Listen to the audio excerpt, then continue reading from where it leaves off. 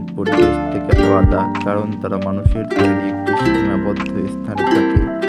তাদের জীবন এবং অভিজ্ঞতা সম্পর্কে আমরা নানা দিক তুলে ধরতে পারি।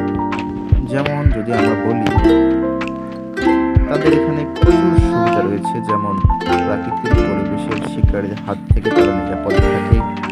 তারপর নিয়মিত এবং পর্যাপ্ত খাবার পায়, ফলে তাদের খাদ্যের সংগ্রাম করতে হয় না। আবার পশু পাখিরা অসুস্থ হলে এখানে চিকিৎসাও পাচ্ছে, কিন্তু সেটা তারা বনে গেলে পেত না।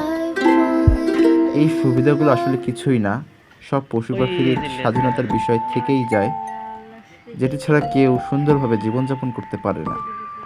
এই চিড়িয়াখানায় এই স্বাধীনতার একটা অভাব থেকেই যায়।